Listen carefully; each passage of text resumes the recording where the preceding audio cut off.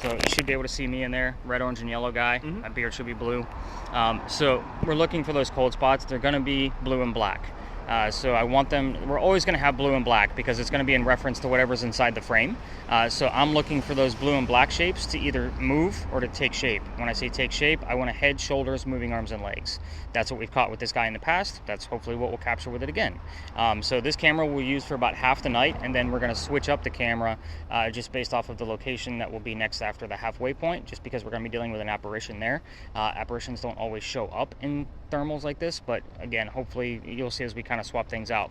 I also have it set up to where there's a blue dot bouncing around the screen. Can you guys see that moving around? It's always going to land on like windshields and signs that caught the wind and things like that, but it shows you the coldest spot. So I'm looking for 15 plus degree temperature drops. Ambient for us out here tonight is about 75, 74 degrees, so I'll be looking for about 60 degrees and colder coming out of that blue dot in the event we don't have a full blue person walking towards us. So again, when I spot check this video and I find something, I'll take a screenshot, and that'll be a separate piece of evidence with the marker where you guys can go find it in the video for yourselves. Gotcha. So again, when you guys get your full report back, it's usually between, even with a small group like this, like between, I would say, 6 to 8 pages. So I mean, there's going to be a lot of info and data in there. So with this one, Mark, on the EMF reader as well. Okay, get this off to you. You're comfortable with it. You're filming your fingers, just so you know. There you go. There we go. I was wondering why that looked funny. Gotcha. So I'll do, I usually say round robins when I have my larger groups, but I mean, we can spread out a little bit. I may test out a new device while we're here, just to kind of see what's going on with the space, if I get some decent readings out of this guy. But then you're going to be listening in, and I'll come and touch base, and then I'll bring us back, and I'll give you all of the answers to show you how it all correlates together. So here's the history. You're in a parking lot. Congratulations, you made it. I told you, you guys, I take you to weird spots. This just happened to be the Eliza and Charles Pinckney mansion. I will not be giving you questions here like what color was George Washington's white horse. This is where I start withholding information. So who the heck were Eliza and Charles Pinckney? They had a son named Charles, they had a nephew named Charles. That's 3 Chucks, in case you weren't paying attention. That's why we look for those secondary clues. In the event you hear Charles, I need to know which one it is so we know how to address them. So the son and the nephew were signers of the Constitution for South Carolina. That's a big deal for us, but I hate politics more than both of you combined. We're going to move on. If I don't give the gentleman the recognition for signing the Constitution, they'll do it for me in a nasty manner coming out of your spirit box. I try not to piss off this family. You'll see why in just a moment. But anyway, we're going to talk about Eliza instead. Eliza married Charles at a young age according to today's standards. If you're going to ask her how old she was when she married, don't expect numbers like 12 and 14, basically your age, when young ladies got married in the 1700s. Think of today's standards when young ladies get married, because her husband was over double her age when they married. It's kind of creepy then, it's kind of creepy now. Just put that out there. Which is exactly why I always ask for a relationship with people standing in front of me, because I never know who the hell is who to anybody. But anyway, moving on. She married him because her father was over in England. Dad thinks he's dying over there in England, and he's trying to bring all of his children home. Well, Eliza didn't believe he was dying, so she stayed put right here and got married. It is 1744. You don't get married in that year to get a green card. We're not a country yet. There's no such thing. She married him out of love. This is a true love story. There's nothing horrific about this space. If anything, it's a place of respect. Moving on. Dad was correct, or she was correct. Dad didn't die right away. So she basically was getting gifts from Dad from England to where we're standing. One of those gifts happened to be the plant seeds of indigo. That is a plant that makes blue dye that makes your blue jeans blue. You're both wearing it right now. That's why the word blue over there is relevant. We're still in proximity to this location. I'm a little excited. But when she got her seeds, though, no idea what to do with it. She had to learn from her servants and slaves how to keep it going. It's not always hot here. And then she had to learn how to make the dye, move it to a cash crop plantation, got a hold of her father and told him that the rice plantations were going downhill. They were going to make a killing with the indigo. And now we have an international businesswoman during colonial times. Something you don't hear of every day. So, that's the boring business stuff of Eliza. Let's get into the weird shit about the stuff you're going to be asking. So you're going to basically stay focused on one set of questions. If you do go rogue, just be respectful, no yes, no questions, and do not ask about her children. That's a big no-no here. All activity will stop if I start getting any EMF readings at all, which I haven't seen anything at all yet. But you're going to be focused on Eliza's death. She's pretty open about it. 4 major questions that we get answers to: her age, at time of death, how she died, where she's buried, which president was a pallbearer at her funeral. So age, how, where, president. It's the easiest way to remember. If you, like I said, get the point of asking your own questions, you can do that. Just be respectful. And you can say these things out loud or just focus on it. No right or wrong way to do it. We're here every night. She knows knows exactly what you're about to ask. She loves to give us little tidbit clues, and I still learn new things about her every single week. What do I have here? At the word Senate. I always did a Pinckney men were politicians. So I'll look into that one. So I got a 5.6 over here. So I would say headphones on. I'm going to be focused on the mansion, just so you know. It's not here anymore. I know what happened to it. You don't. So if I happen to get the answer of what happened to it, 2 or 3 numbers from the exact date normally show up as well. So just kind of keep that in mind. That's why I said numbers are super important. Names, numbers, anything we can actually prove. I don't like the, hey, how are you today? I'm good, thank you. Like, that shit doesn't mean anything to me. Right. I like stuff I can look up in a book or an encyclopedia and say, this is factual. So that's kind of how we're going to dive into this. But yeah, headphones on. Let's get you cranked up. So I got 5.6. That's a good start. So we'll kind of see what else goes on. I'm going to do kind of like a couple of round robins around these vehicles. I'm just going to stay away from the cars, so you guys can go in any direction you guys want to. We're just going to stay within the confines of the space, and then I'll call us back, and we'll kind of regroup and see what we got going on. And, Is there, when using the camera here, is there a specific area? It's different every day. Just Every day it's different. So just so you know, Avery, any event, because we're going to be separated for probably at least 5 to 7 minutes or so. If you forget what you're hearing, do you have a phone?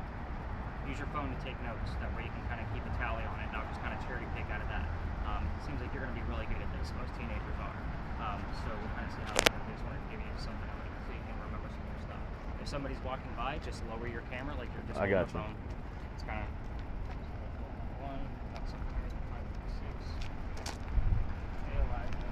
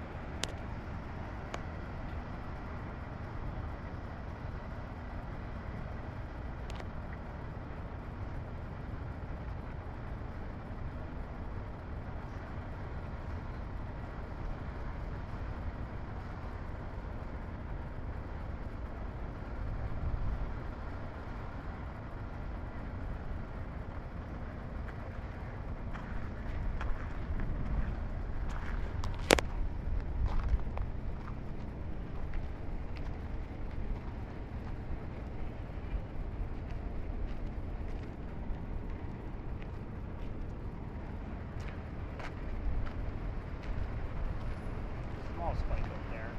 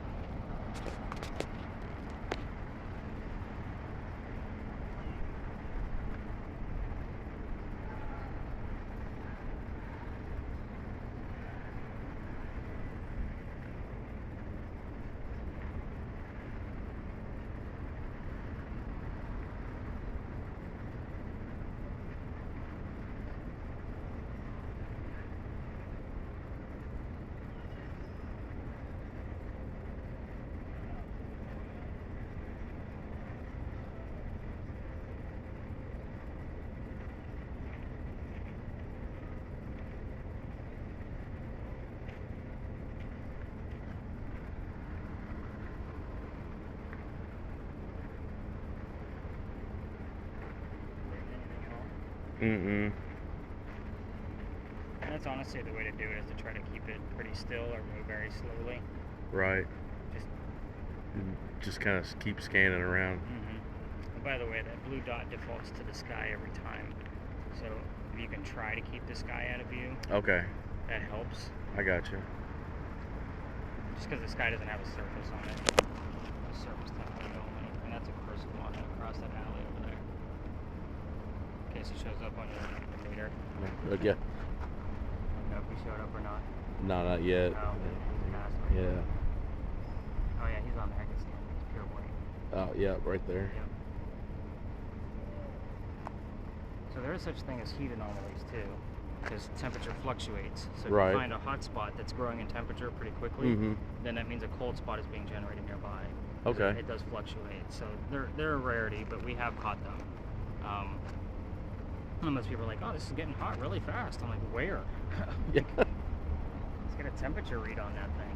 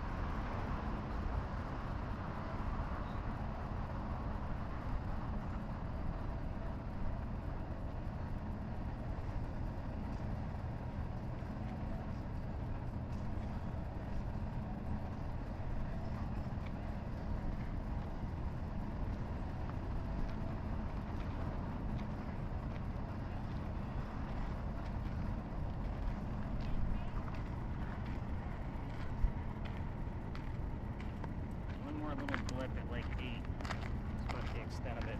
The video's upside down. The camera's on the right. I didn't know it made a difference.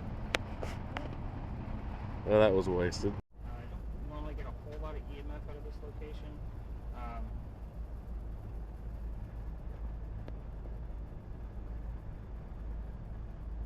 that's a weird combo. So just starting from our walk, I had guilt, daddy, page, list, habit, sorry combination.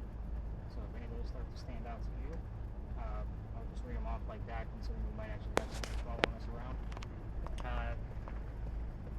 Again, you already know I was going to take this out of my route, but this guy follows me. So let's get right into it. Doctor moves down here from Rhode Island. His name is Dr. Joseph Brown Ladd. If this own brown-eyed girl shows up while we're here on your spirit box recording, it's not coincidence. We get it all the time. It's just him saying hello because it's part of his name. Dr. Ladd moves here because he's supposed to get married to his fiance, Amanda. Amanda just inherited a lot of money from her dead parents, and she has an attorney helping her out with all the going on down there. Oh, it looked like 200. What's the temperature read on that blue dot?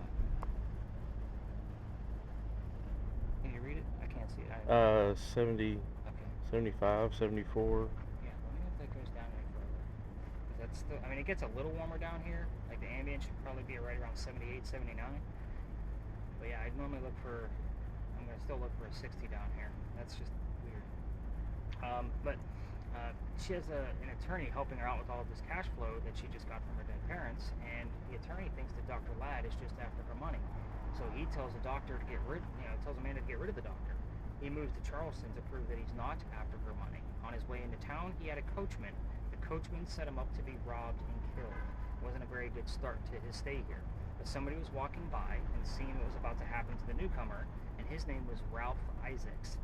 His initials are RI, the same initials as where the doctor came from, Rhode Island. We were getting RI sporadically on regular spirit boxes, so I bought a new device. It's called an Envoy. It's basically a digital Ouija board. So it works off of EMF, but it gives us digital letters.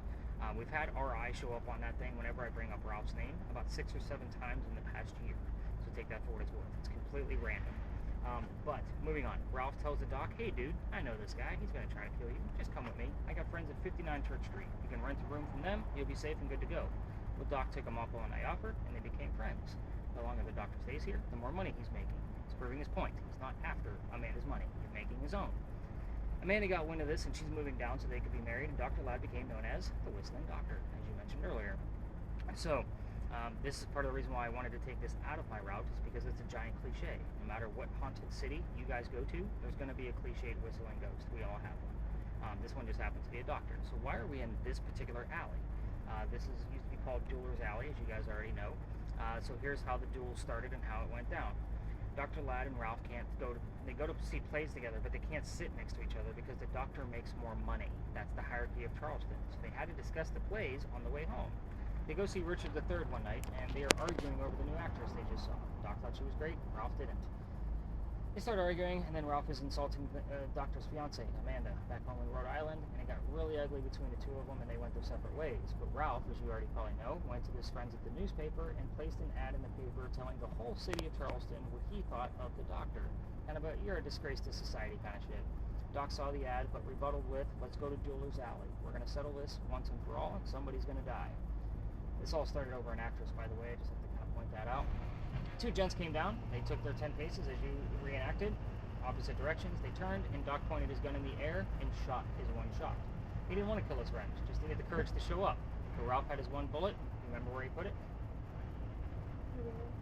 Where did Ralph shoot the doctor? You remember? In his leg, wasn't it? So it was a kneecap. Yeah.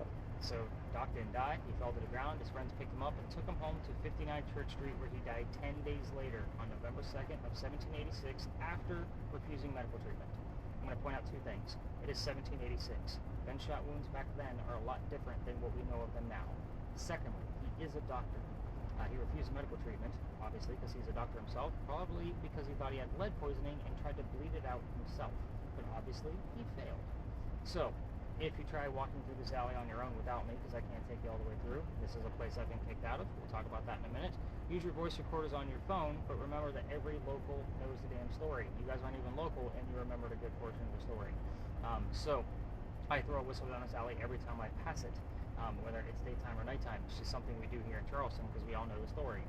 So, here's how I got kicked out of here. Here's probably things about this alley you didn't know. The alley didn't go all the way through the way we came in. There used to be a wall halfway between us and Cumberland Street. The reason why is because this is where they kept the livestock. So a bunch of cows, goats, and chickens are down here. It was called Cow Alley. This was before Dueler's Alley. So that means they started down there by Queen Street and started building up towards where we are now. That means those bricks are older down at the end of the street where you're filming. Those bricks by Queen Street are sun-dried bricks from slave children. There's a full handprint from a slave child down there, and fingerprint swipes and others. I used to take my groups all the way through here to teach them a history lesson. We all need to see that brick. So I teach them the history of here, and we walk all the way through. But that group on November 26th of 2020, they decided to stop and huddle around that brick, waiting for something to happen. I know nothing's going to happen because you already know how I feel about cemeteries. That kid's not staring at that brick in the afterlife.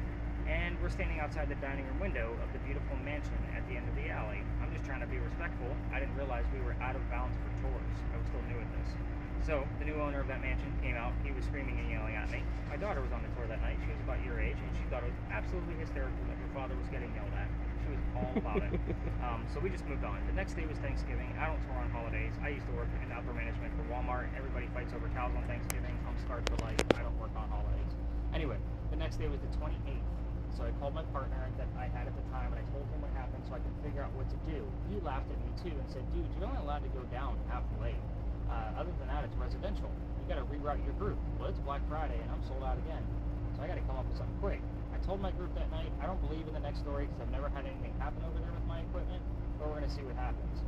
Before we left, the person with the spirit box heard the name Anne. I told him, I'm into vampires, not pirates. I didn't tell them which pirate we're going to be discussing.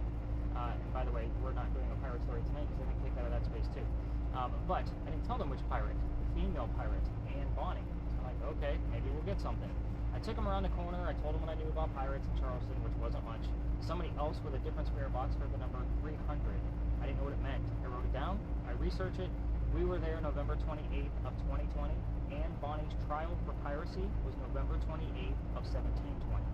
We were there on the exact 300th anniversary of her pirate trial. Wow. Yeah, I normally get the wows from you guys. I was actually quite pissed off. I have a master's degree in creative writing, and all of my other degrees are in writing as well. When I'm researching anything, especially for things that are paranormal, I need facts and data. The problem with pirate stories is that they come from pirate lore. Pirate lore was written 100 years after the days of Blackbeard and Anne Bonny. So anytime somebody found something, it was like reading 3 or 4 books to validate one small piece of evidence. The cool thing was, I read a shit ton of books on pirates. I watched a lot of documentaries. I played a lot of video games based on pirates. I'm probably a pirate expert at this point. However, can't tell you that story anymore because I've been kicked out of there. So what we're going to be doing next, we'll get up and around the corner. We're going to go over to that cemetery. Hopefully, we're going to get things from Dr. Ladd still, because again, we're going to be right on the other side of this gate over here. I'll swap out cameras with Dad and show him how to use the new camera. You're probably just picking up Remy that's over there. We're in his house. Again, it's getting to that time of year. I think you just had a mouse. Yep. Run across he's there. a large rat. Yeah, is it? Yeah, it's a small cat, really. That's how big he is. Like that's why I call him Remy. Like I named the little bastard because he's here a lot. But yeah, that'll be interesting to watch that on there. I don't think I've ever actually caught him on the damn thermal. Yeah, it was right here at the bottom. Yeah, nice. But with this space again, and then I'll explain the last 2 stops after we're done with the 2 sides of the cemetery over here. The next story you guys have probably heard too, but it was what I had to replace my pirate story with. But we're going to experiment with a quick little story across the street from there as well to kind of see what else is going on. You're going to definitely be focused on your spirit box. You're getting really good at that, by the way. So this one's going to be another Christmas tree this year, Dad, just so you know. Yeah. Yeah. Stretch, convince, perform, convert, much sand and grass. Something else like scared her, so she started to run out of the cemetery, and then remember she forgot to leave the cane, so she runs back again and dropped the cane, but she staked it into the ground, and then something else scared her, and then she frightened herself to death because she tried to run away, but basically she staked her own dress to the ground. So it is now said that both her and Boney are supposed to be walking through this cemetery. However, here's the weird thing. I know it sounds like a very weird, odd myth and legend kind of story, but it basically is. The only reason it drew me over here is because one night I was telling the Sue Howard Hardy story across the street, and I was going through the recording of your spirit box, and I'm back at the office, and I hear a disembodied voice went over, I think it was 4 radio stations, maybe 5, and it said, Sally. I was like, oh shit, maybe I need to go and research that damn story again, kind of see what's going on. However, I can't find any Sallys buried anywhere in the Charleston area to know like where, like if she's a legitimate person. And I even looked at like the age gaps because it said, I mean, she was a kid, so somewhere between the ages of like 12, or say 12 to 17. I can't find any age of these people that were basically of that age. So how much of this story is true, I have no idea. I do know that the Boney story is true, and I'm also going to tell you that I've been going through my old investigations because I save all the data, so I'm investigating the Anne Bonny bit over there in that parking lot on the other side of the wall with my teams for 4 years, and I can't tell you how many times the word Boney showed up, William, slave, all of these things that would come up together, not really, and we always took Boney as a misspelling of Bonnie. So that's kind of how we looked at it. Right. So again, very interesting pieces that were showing up in my old investigations. So we've been getting some weird stuff here. So yeah, Avery, you can put those headphones back on. We're going to move up a little bit further, and we're going to get about, I don't know, 5 to 7 minutes worth of footage over here, and we can kind of see what we got going on. And yeah, keep the camera running. Just roll up a little bit closer than I think the grave might be. What? That's what I named it.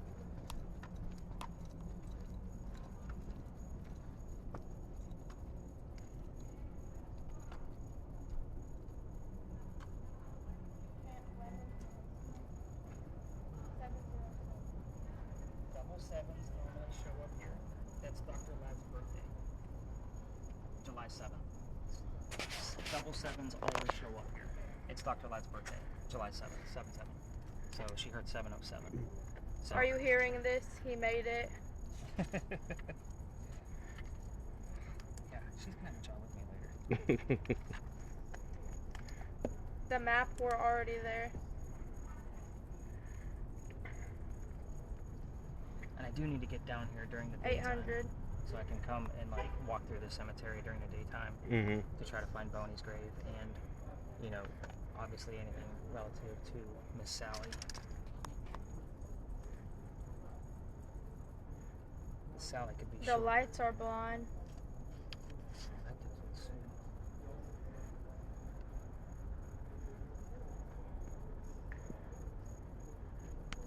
Sally, we're only going to be here for a few minutes.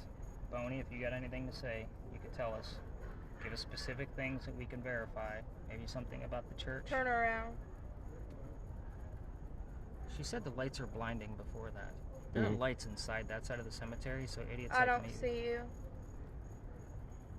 Sue, we're across the street. And they rose again. Rose. Rose comes up here all the time too. And I believe I become. Yeah, she's gonna join later. They don't come out near the sun.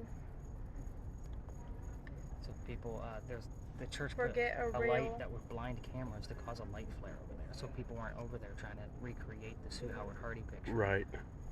But the word Rose sticks out to me over here because Dr. Ladd, the house he lived in, 59 Church Street, is known as the Thomas Rose house. So the word Rose shows up here all the time. Knows better.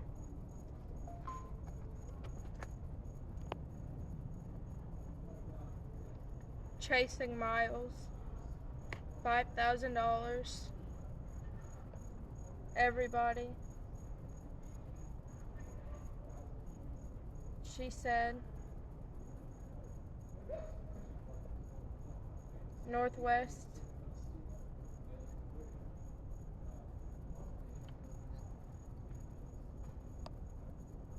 Downtown. So the northwest corner of the cemetery would be up there. Back this And I was told it was back here in the southwest corner.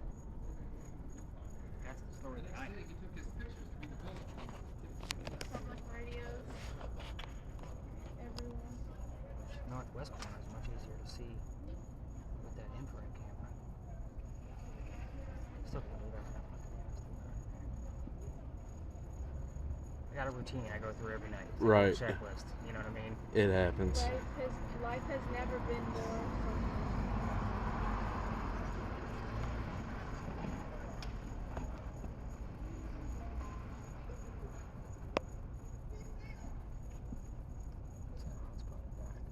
Believe That's in what I was those. wondering. Either right? Yeah. Let's try to get it.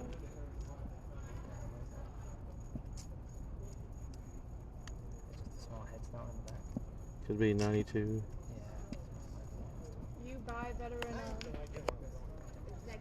I'm just walking. I'm like, they walk there. They know better than I do. I took an Uber. I'm just gonna follow along. Over the political belief. Break the journey. Don't Right come hand side. down. Mm-hmm. See that wrought iron right there? Global Curly part of it? depression. Why is that so much wider than the rest? Right here. Or the. The curl. I see what you're saying. Let me see if I can. Something Jones. Explorership. See if we get to come back. There it is, right Tell. there. Is going to thank her when she has a family. See if I can slide Okay. over here. There we go. So what happened? That's weird looking, isn't it? It is.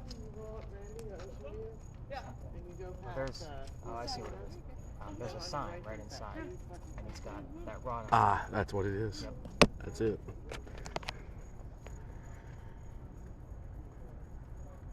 See if we see anything else. To the left. Seems like she's giving us damn direction. Yeah, I know. That's what it feels like.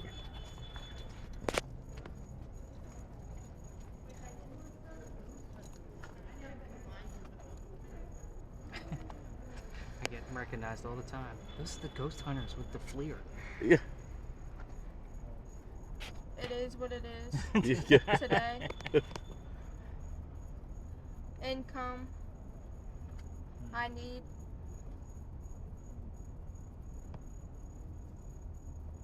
culture and Christianity. Sally and Boney, we're gonna wrap this side up.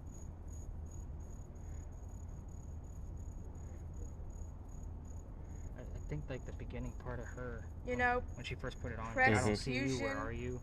Like that was almost his like a radio. Sue coming over, like where the hell did you go?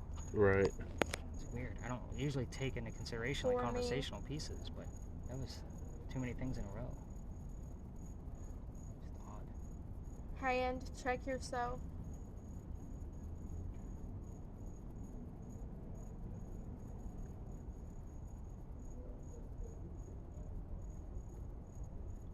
Sally, can you tell us good Tell night? him to move. We're gonna get going. Can you tell us good night? I appreciate the directions, but I'll have to review the film.